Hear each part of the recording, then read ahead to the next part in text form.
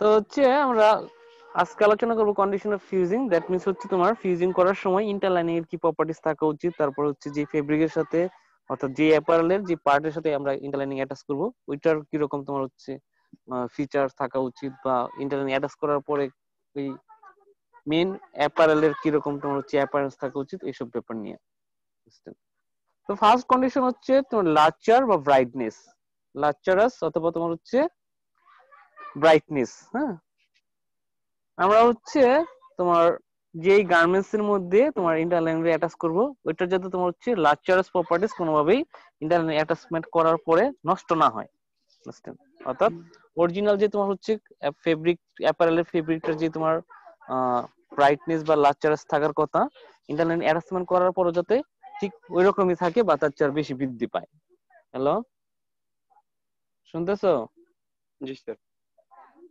অর্থাৎ হচ্ছে finish garments এর লার্চারাস প্রপার্টি যাতে তোমার কোনোভাবেই ডিস্টর্ট না হয়, এটা আমাকে এনশিওর করতে হবে। বুঝতে পারছো?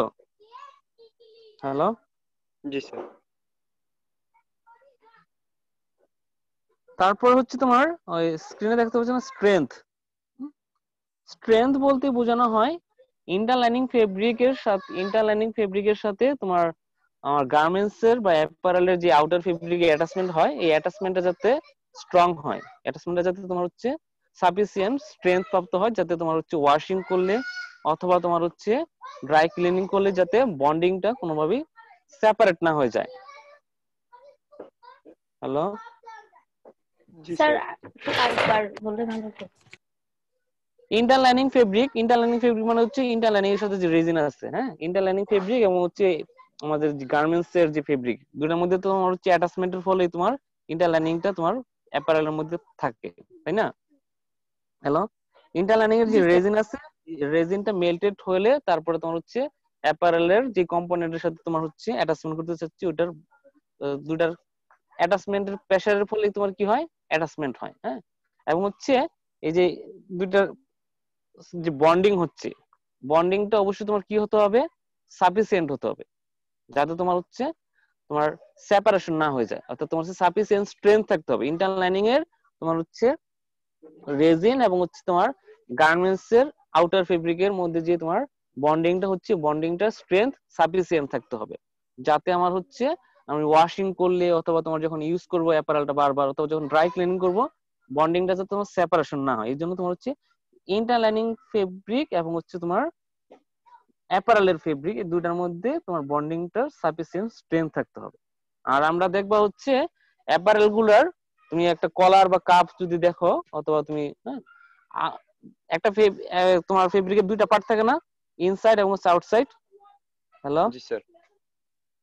তো অ্যাটাচমেন্টটা সাধারণত ইন্টারনাল নিয়ে তোমার অ্যাটাচমেন্টটা বা রেজিনটা মেল্টেড হয় তোমার হচ্ছে আউটার ফেব্রিকের সাথে, রেজিনটা তোমার কিসের সাথে মেল্টেড হয়, আউটার আউটার ফেব্রিকের সাথে। আর নিচের, হ্যাঁ, নিচের পার্টটা দেখবা তোমার সেপারেশন থাকে ম্যাক্সিমাম ক্ষেত্রে, কারণ হচ্ছে আমাদের যে ইন্টারলাইনিং এর যে বেস ফেব্রিকটা, এটা টপ সাইডে সাধারণত রেজিনটা থাকে, বটম সাইডে রেজিন অ্যাপ্লাই করি না আমরা, এক সাইডে আমরা সাধারণত কি করি, রেজিন রেজিন অ্যাপ্লাই অ্যাপ্লাই। করি।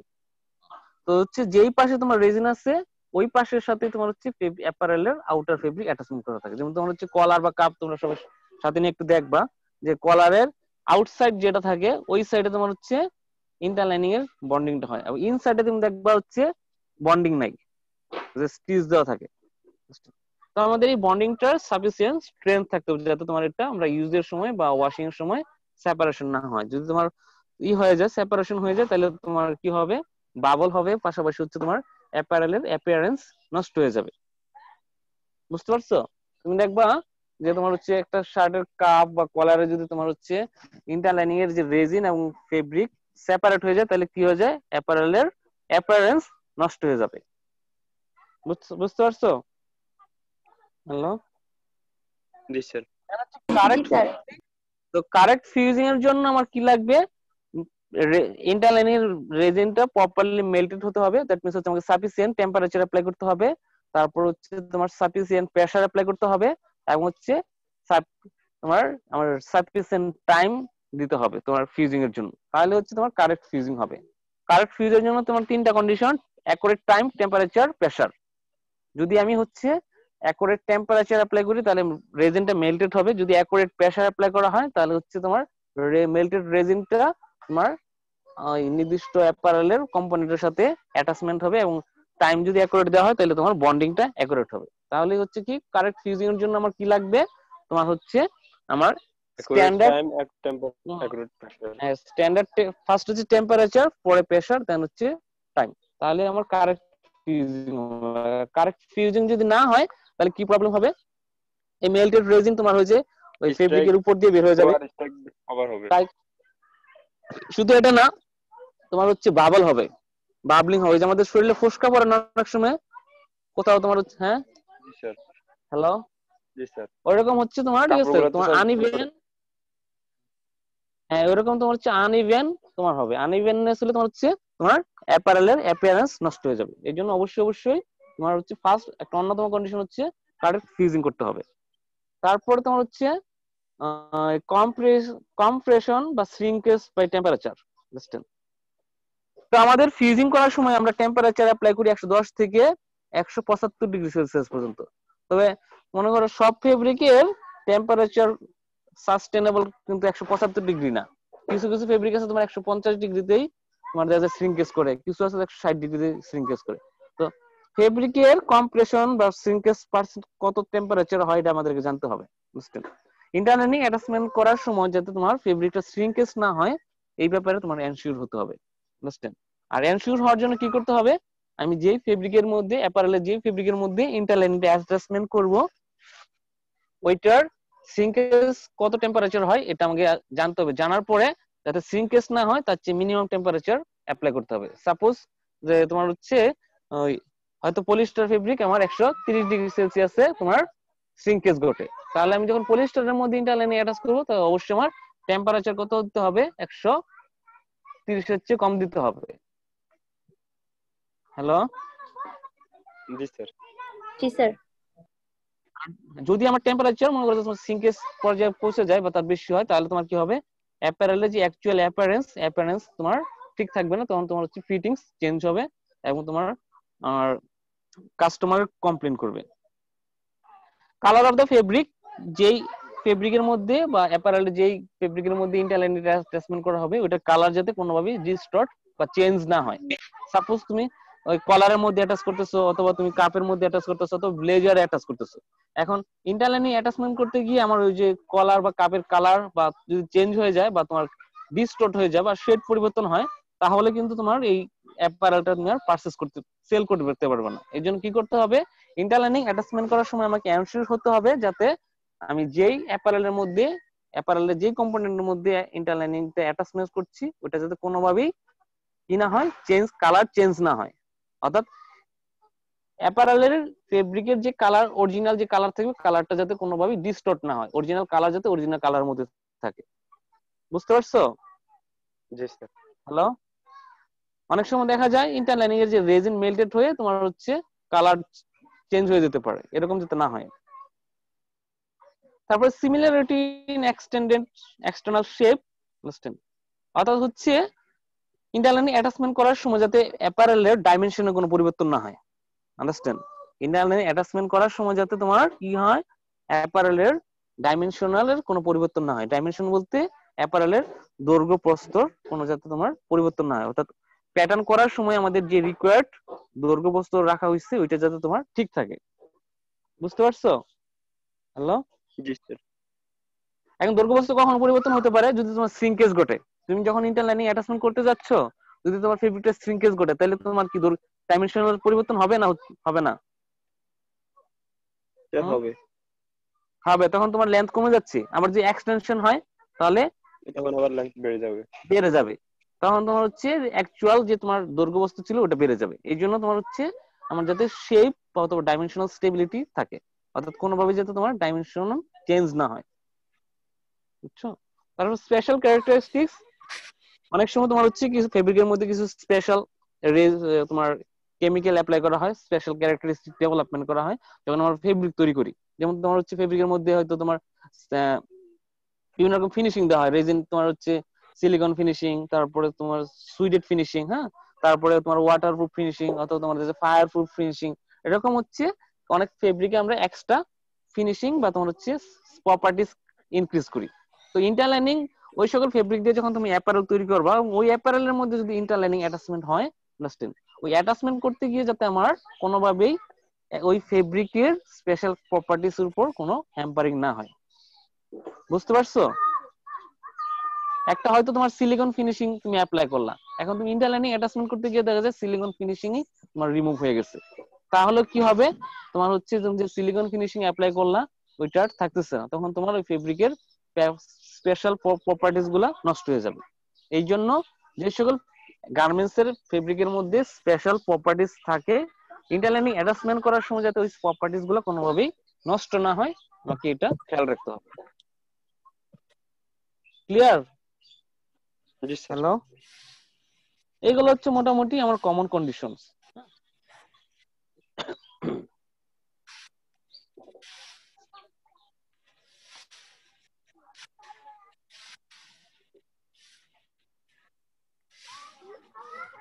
একটু খাতার মধ্যে লিখো সবাই, methods of applying resin. Hello, জি sir. Methods of applying resins অথবা কোটিং আর কি। অর্থাৎ হচ্ছে এখন যেটা আলোচনা করব এখন হচ্ছে একটা বেস ফেব্রিককে কিভাবে আমরা ইন্টারলাইনিং তৈরি করব। এটা যদি আগে আলোচনা করা উচিত ছিল। একটা মেন ফেব্রিক বা বেস ফেব্রিককে কিভাবে আমরা হচ্ছে ইন্টারলাইনিং এ কনভার্ট করব। বুঝতে পারছো? হ্যালো, জি স্যার। জি স্যার। এটি পরে তো রুলেট কি কি লেখা আছে হেডলাইন গুলো পড়ো, শুধু পরে আমি আলোচনা করতেছি। জি স্যার। স্ক্রিনে দেখা যাচ্ছে না? একটু হেডলাইন গুলো জি পড়ো। স্যার। হ্যাঁ পড়ো। স্ক্যাটার কোয়াটিং, হ্যাঁ, স্ক্যাটার কোটিং। প্র্যাকটিক্যাল সাইজ, না না ওটা লাগবে না, শুধু তোমার প্র্যাকটিক্যাল হচ্ছে 1 সাইজ 2 যেগুলো আছে ওটা পড়ো। হ্যালো, ওটা লাগবে না, তুমি 2 নাম্বারটা পড়ো পড়ো। 1। স্যার হ্যাঁ 2 হচ্ছে dry dry dot. Dot printed coating. হ্যাঁ ঠিক আছে, তারপর 3 নাম্বার হচ্ছে sir past coating. Paste not fast. হ্যাঁ পেস্ট। জি sir, past coating. Paste coating. 4 জি স্যার। স্যার 4 4 নাম্বারটা দেখতে, পড়ো। 4 হচ্ছে sir film coating. Film 5 coating. Number হচ্ছে ইমালশন কোটিং। হ্যাঁ, তো আমাদের হচ্ছে আমরা অনেকভাবে তোমার হচ্ছে একটা বেস ফেব্রিককে ইন্টারলাইনিং ফেব্রিক তৈরি করতে পারি।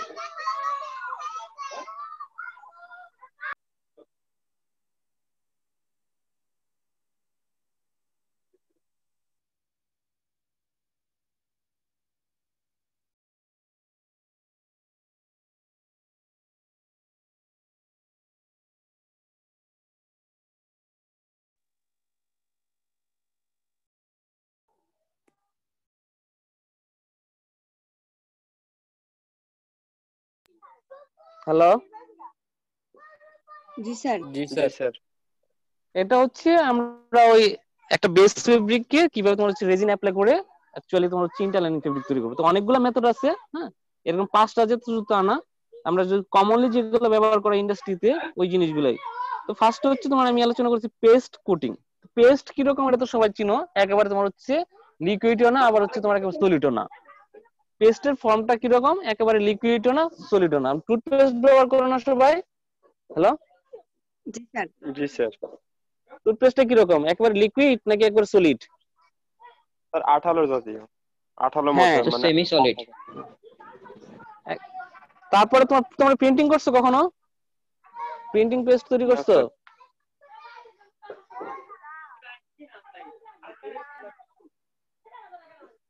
ওই প্রিন্টিং তোমাদের প্র্যাকটিক্যালে করাবে যখন তোমার ডাইং করানো হবে। হ্যাঁ, তো হচ্ছে আমরা ওই রেজিনটাকে হচ্ছে ফার্স্টে পেস্ট ফর্ম তৈরি করা হয়। আর রেজিনটা কিরকম থাকে, রেজিনটা হচ্ছে তোমার সলিড। রেজিনটা হচ্ছে তোমার কিরকম, সলিড পাউডারের মতো। চিনি আছে না? হ্যালো, জি স্যার। চিনির মতো ছোট ছোট দানাদার আছে। হ্যাঁ, এই সলিড রেজিন, তারপর তোমার হচ্ছে পানি, দ্যাট মিন্স ওয়াটার, তারপর হচ্ছে আমার সাফিসিয়েন্ট কেমিক্যাল মিলে একটা মিক্সার করে একটা পেস্ট তৈরি করতে হবে। কি নিয়ে? আমার হচ্ছে, তারপর তোমার হচ্ছে ওয়াটার তোমার পেস্ট তৈরি করার জন্য কেমিক্যাল আছে তোমার, হ্যাঁ, কেমিক্যাল গুলো নিয়ে তোমার কি করতে হবে, তোমার পেস্ট তৈরি করতে হবে। পেস্ট তৈরি করার পরে ওই বেস ফেব্রিকটা তোমার হচ্ছে স্প্রেডিং করতে হবে মেশিনের মধ্যে। হ্যালো হ্যালো জি স্যার। দেন হচ্ছে ওই বেস ফেব্রিকের উপর পেস্টটা আমার অ্যাপ্লাই করতে হবে। অ্যাপ্লাই কিভাবে করবো, পেস্টটা মনে করো তুমি চেক দিয়ে রাখলা, তারপরে তোমার যে কোনো একটা ওই ডিভাইস দিয়ে তোমার পুরো ফেব্রিকের মধ্যে স্ক্যাটারিং করতে হবে, তোমার স্প্রেডিং করতে হবে। দেন ওই স্প্রেডেড পেস্টেড গুলা তোমার হচ্ছে যে ফেব্রিকের মধ্যে আমরা অ্যাটাচমেন্ট করলাম, এই ফেব্রিকটা তোমার হচ্ছে ড্রাই করতে হবে। ড্রাই করলে কি হবে, পেস্টটা তোমার হচ্ছে তোমার পেস্টের মধ্যে যে তোমার ইগুলো ছিল, লিকুইড পোর্শন গুলো ছিল বা জলীয় বাষ্প যেগুলো ছিল বা বা পানির যে ইগুলো ছিল, এগুলো তোমার উড়ে যাবে, ভেপোরাইজেশন হবে এবং হচ্ছে তোমার সলিড ফর্মটা তোমার ফেব্রিকের সাথে অ্যাটাচমেন্ট হয়ে যাবে। দেন হচ্ছে তোমার কি হচ্ছে, ঠান্ডা হইলে আমার ইন্টারলাইনিং তৈরি। হ্যালো, বুঝতে পারছো? জি স্যার। জি স্যার। স্যার কিভাবে আমরা স্যার হচ্ছে তো হ্যাঁ বলো। স্যার আমরা প্রিন্টিং করে না, যে তোমার ব্লক প্রিন্টিং করে যে, জি স্যার। হ্যালো, ওই ব্লক প্রিন্টিং করার মধ্যে পেস্ট প্রিন্টিং পেস্ট তৈরি করে যেমন আমরা ফেব্রিকের মধ্যে তোমার করি, স্ক্যাটারিং করি বা স্প্রেডিং করি, হুবহু ওইভাবে। হ্যাঁ, কি বলতেছিল বলো। স্যার হ্যালো, আমরা ফুল ফেব্রিকে পেস্টটাকে স্যার মানে স্কেটারিং করার পরে স্যার ফেব্রিকটাকে ড্রাই করতে হবে। হ্যাঁ, তোমার হচ্ছে স্প্রেডিং করার পরে ওই ফেব্রিকটা তোমার হচ্ছে ওভেনে দিতে হয়, এটা তো মেশিনে করবে। এই প্রসেস গুলো তো আমরা হচ্ছে ম্যানুয়ালি করি না, এগুলো তোমার হচ্ছে পেস্টটা ম্যানুয়ালি তৈরি করা হয়, তারপরে পেস্ট অ্যাপ্লাইটা তোমার হচ্ছে ম্যানুয়ালি করা হবে। দেন হচ্ছে এই অ্যাপ্লাই করার পরে এই ফেব্রিকটা তোমার হচ্ছে তোমার ড্রাইং করতে হয়। ড্রাইং এ তোমার হচ্ছে হিট চেম্বার থাকে, হিট চেম্বারের মধ্যে দিলে তোমার হচ্ছে এই ফেব্রিকটা তোমার ড্রাই হয়ে যাবে। ড্রাই হওয়ার পর ঠান্ডা হইলে তোমার হচ্ছে আমার রিকোয়ার্ড কি হয়ে যাচ্ছে, ইন্টারলাইনিং। রিকোয়ার্ড ইন্টারলাইন তৈরি হয়ে গেছে। জি বুঝতে স্যার। জি স্যার। মানে এখন রেজিন গুলো একটু দেখাই।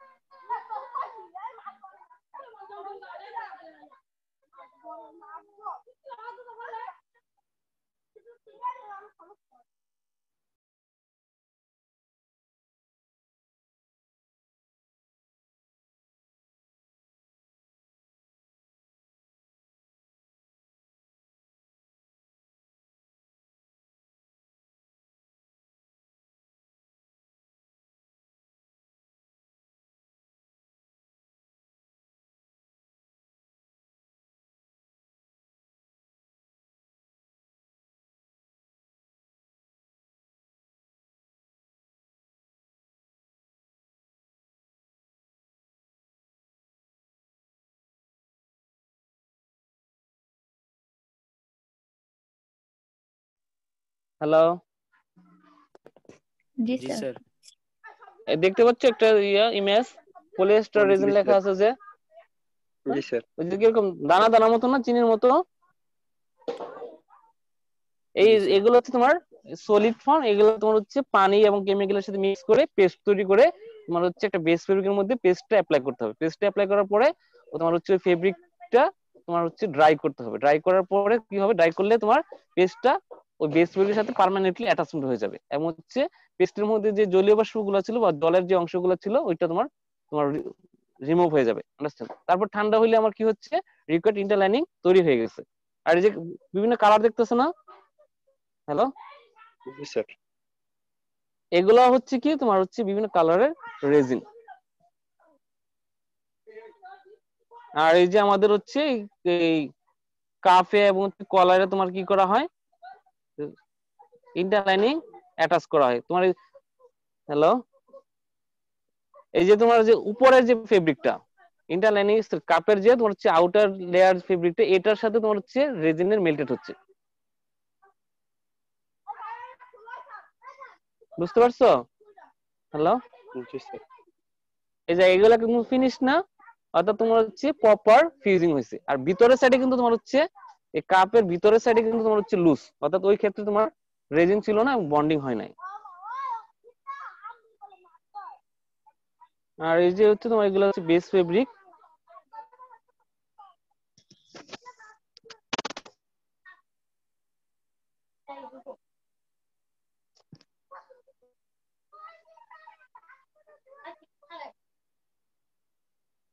হ্যালো, জি স্যার।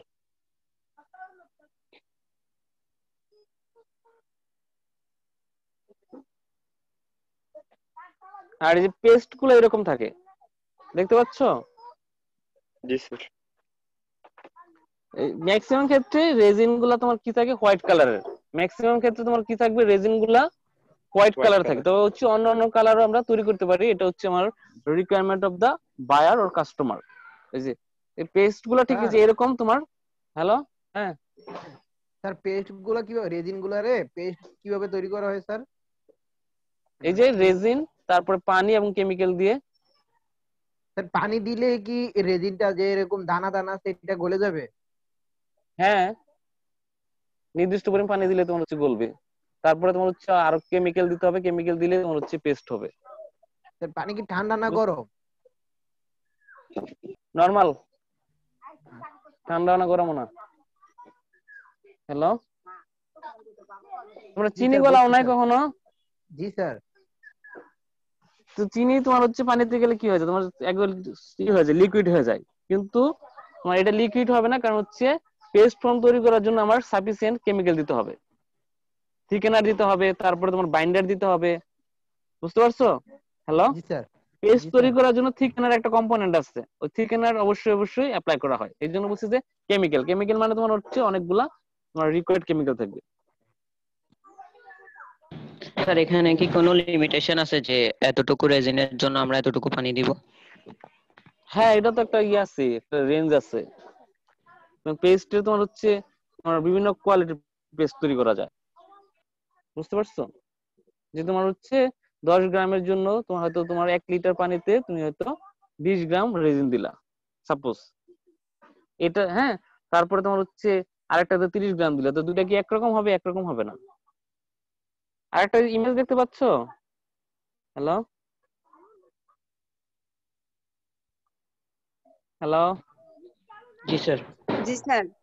এটা হচ্ছে একটা পাতলা জি স্যার। তোমার লেয়ার। এটা হচ্ছে একটা ফিল্ম বলা হয় আর কি, একেবারে একদম পাতলা লেয়ার, যেটা হচ্ছে তোমার হচ্ছে মেমব্রেন বলি না আমরা অনেক সময়। Hello, membrane চিনছো? মেমব্রেন তোমার জি সেলের স্যার, ক্ষেত্রে যে ঝিল্লি। থাকে। হ্যাঁ, জি ঝিল্লি স্যার। মানে কি একদম এক পাতলা একটা ট্রান্সপারেন্ট লেয়ার। তো আমাদের ফিল্ম কোটিং যেটা ছিল, ফিল্ম কোটিং একটা আছে না তোমার হচ্ছে ফিল্ম কোটিং, লিখছিলে আর সবাই? জি স্যার। জি স্যার। ফিল্ম কোটিং এ কি করতে হয় তোমার হচ্ছে আমার রেজিন, সলিড রেজিন কে তোমার পানির সাহায্যে একটা সলিউশন তৈরি করতে হয়। কি করতে হয়, রেজিন এবং পানি এবং সাফিসিয়েন্ট কেমিক্যাল দিয়ে একটা সলিউশন তৈরি করতে হয়। সলিউশন তৈরি করার পরে বেস ফেব্রিকের উপর তোমার হচ্ছে এই সলিউশনটা অ্যাপ্লাই করতে হয়। অ্যাপ্লাই করলে কিভাবে অ্যাপ্লাই করবে, এমন ভাবে যাতে তোমার হচ্ছে এই সলিউশনটা তোমার হচ্ছে এই ফেব্রিকের মধ্যে একটা মেমব্রেন মতো থাকে, তাতে আমার একটা পাতলা একটা লেয়ার তৈরি করে, আন্ডারস্ট্যান্ড? এবং হচ্ছে এটা পরবর্তীতে ড্রাই করলে কি হয়, আমার রিকোয়ার্ড ইন্টারলাইনিং তৈরি হয়। ক্লিয়ার? হ্যালো, স্যার আপনি একটু বলেন স্যার। প্রথমত তোমার কি করতে হবে, আমার হচ্ছে রেজিন, ওয়াটার এবং সাফিসিয়েন্ট কেমিক্যাল দিয়ে একটা সলিউশন তৈরি করতে হবে, নট পেস্ট। এটা কি করতে হবে, একটা সলিউশন তৈরি করতে সলিউশন। হবে। সলিউশন তৈরি করার পরে কি করতে হবে, আমি যেই ফেব্রিকের মধ্যে ইন্টারলাইনিং তৈরি করব ওই ফেব্রিকটা স্প্রেডিং করতে হবে, দেন হচ্ছে তোমার সলিউশনটা আমার ফেব্রিকের মধ্যে অ্যাপ্লাই করতে হবে। অ্যাপ্লাই করলে কি হবে, তোমার হচ্ছে পাতলা একটা লেয়ার তৈরি হবে, দিস ইজ ফিল্ম বা তোমার হচ্ছে মেমব্রেনের মতো, এইরকম একেবারে একদম পাতলা রয়েছে। এটা হচ্ছে তার পরবর্তীতে আমরা ড্রাই করলে কি হবে, আমার হচ্ছে ফিল্ম কোটিং ইন্টারলাইনিং তৈরি হচ্ছে। ক্লিয়ার? হ্যালো, জি হ্যালো। স্যার। জি স্যার। জি আর স্যার। এটা বলছে একেবারে পাতলা একটা লেয়ার তৈরি হয়েছে, this is call like film. Film মানে হচ্ছে তোমার একেবারে ট্রান্সপারেন্ট স্মলেস্ট থিকনেস মেমব্রেন। তারপর হচ্ছে ইমালশন। ইমালশন বোঝো তোমরা? হ্যালো, তোমাদের ইয়েতে নিয়ে যাইছিল না ওই ডেল্টা জুট মিলে জি স্যার। জি স্যার। গত বছর? গত বছরই তো মনে নেওয়া হয়েছিল না, এই বছর? না স্যার স্যার। কত বছর? স্যার গত বছর। জানুয়ারিতে নেওয়া হয়েছিল না তোমাদের?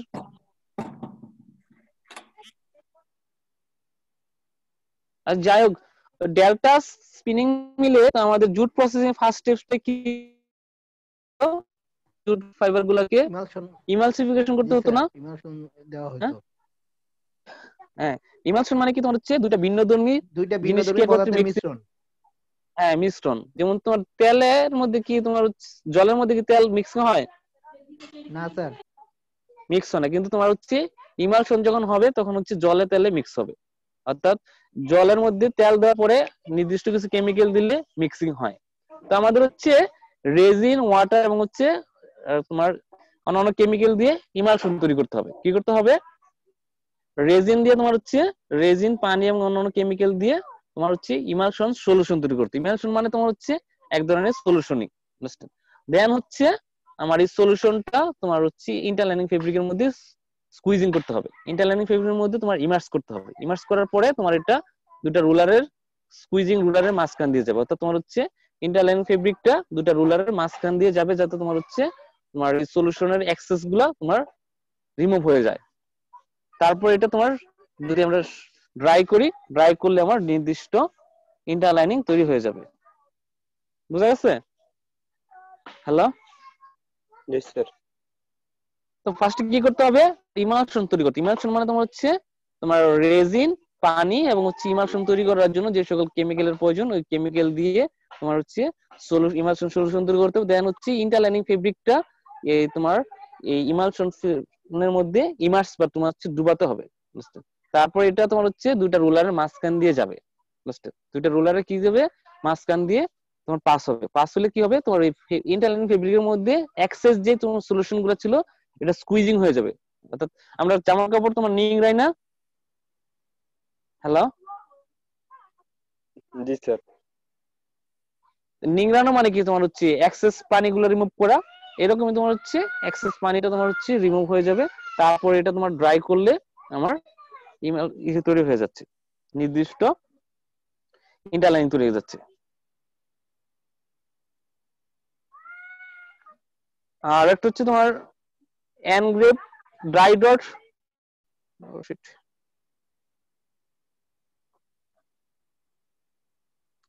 একটা রুলার দেখতে পাচ্ছেন না? হ্যালো? জি স্যার। এটা কি প্লেন নাকি তোমার হচ্ছে খাস কাটা স্যার খাস কাটা। সারফেসটা? এটা স্যার ক্রস কাটা। হ্যাঁ, এই যে এটা, এটাও এগুলো হচ্ছে এনগ্রেভ বলা হয়। ঠিক আছে?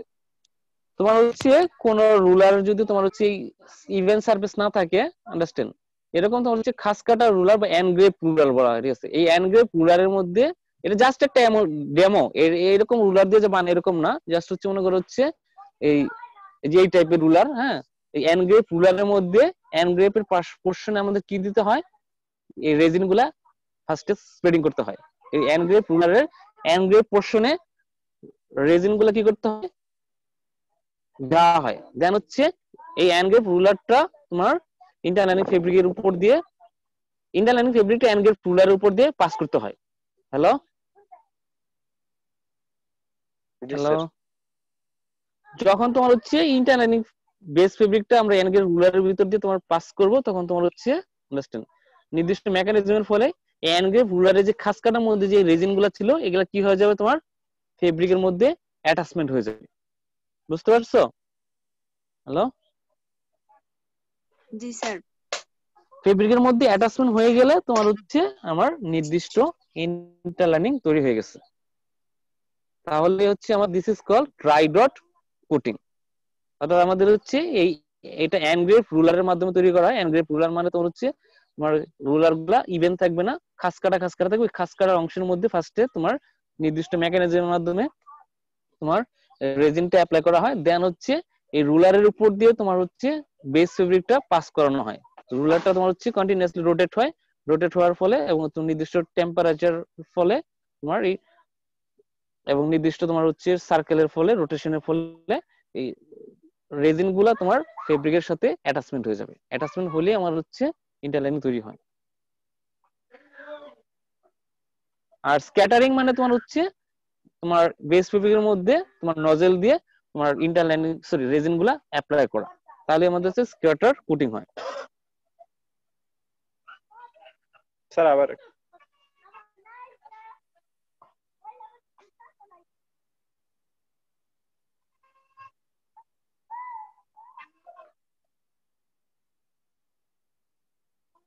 হ্যালো, জি স্যার। এই যে এটা একটা মনে করো হচ্ছে তোমার জাস্ট এর মধ্যে হচ্ছে সলিউশন, ইমালশন সলিউশন। হ্যাঁ, এই বড় টাঙ্কি থাকে, আন্ডারস্ট্যান্ড? তোমার যখন ইন্ডাস্ট্রিতে এগুলো যখন তৈরি করা হয়, বড় বড় তোমার হচ্ছে টাঙ্কি থাকে। হ্যাঁ, তোমার হচ্ছে এই জায়গায় ফেব্রিক রুল আছে, ফেব্রিক রুলটা তোমার এই এই জায়গায় তোমার ইমার্স হচ্ছে, আন্ডারস্ট্যান্ড? নিচে একটা রুলার থাকবে, আন্ডারস্ট্যান্ড, যাতে রুলার নিচ দিয়ে যায়। আর এই জায়গায় তোমার হচ্ছে দুইটা আবার স্কুইজিং রুলার থাকবে। বুঝা যাচ্ছে? হ্যালো, জি স্যার। প্রথমত এই যে তোমার হচ্ছে লেফট সাইডে তোমার ফেব্রিক রুল থাকবে, ফেব্রিক রুলটা কন্টিনিউয়াসলি তোমার হচ্ছে এই সলিউশনের মধ্যে আসবে, এবং নিচে তোমার হচ্ছে একটা কি থাকে, রুলার থাকে, রুলারের নিচ দিয়ে যাবে, আন্ডারস্ট্যান্ড? তখন যখন আমাদের হচ্ছে তখন তাহলে তোমার ইমালশন সলিউশনটা কি করতেছে, ফেব্রিকটা অ্যাবজর্ব করতেছে, আন্ডারস্ট্যান্ড? তারপরে তোমার হচ্ছে অ্যাবজর্পশন শেষ হওয়ার পরে এটা আবার তোমার দুইটা রুলারের মাঝখান দিয়ে যাচ্ছে, দেখা যাচ্ছে না? হ্যালো, জি স্যার। দুইটা রুলার জি স্যার। মাঝখান দিয়ে যেমন হচ্ছে ওই এক্সেস যে সলিউশনটা আছে এটা স্কুইজ হয়ে যাবে, অর্থাৎ তোমার হচ্ছে ড্রপ আউট হয়ে যাবে। তারপরে তোমার হচ্ছে এই যে ফেব্রিকের এটা তোমার একটা হিট চেম্বারের ভিতর দিয়ে যাবে, ঠিক আছে? হিট চেম্বারের ভিতর দিয়ে এটা তোমার হচ্ছে ড্রাই করা হয়, ড্রাই করলেই তোমার হচ্ছে ইন্টারলাইনিং তৈরি হয়ে যায়। ক্লিয়ার? আর এই জি ক্ষেত্রে স্যার। কিন্তু তোমার হচ্ছে দুই সাইডে আমারই হচ্ছে, টপ এবং বটম দুই সাইডে আমার রেজিন অ্যাপ্লাই হচ্ছে। বুঝতে পারছো? হ্যালো, আর পেস্ট ফর্মে আমার দুই সাইডে কি ইন্টারলাইনিং তৈরি হচ্ছে, রেজিন অ্যাপ্লাই হচ্ছে? না স্যার। না স্যার। পেস্টটা আমরা হচ্ছে এক সাইডে তোমার করা হয়, আন্ডারস্ট্যান্ড? তারপর ড্রাই ডট, ওইটা তোমার হচ্ছে এক সাইডে, ওয়ান সাইড। স্ক্যাটারিং, স্ক্যাটারিংটা আমরা হচ্ছে ওয়ান সাইডে অ্যাপ্লাই করি। হ্যাঁ, তারপরে তোমার যে ওই ফিল্ম কোটিং, এটা আমরা হচ্ছে এক এক পাশে, অর্থাৎ তোমার হচ্ছে হয় টপ সাইড বা বটম সাইড, এর মধ্যে নির্দিষ্ট সাইডে তোমার হচ্ছে ইন্টারলাইনিং অর্থাৎ রেজিন অ্যাপ্লাই করা হয়। আর ইমালশনের ক্ষেত্রে দুই পাশেই তোমার হচ্ছে রেজিন অ্যাপ্লাই হচ্ছে।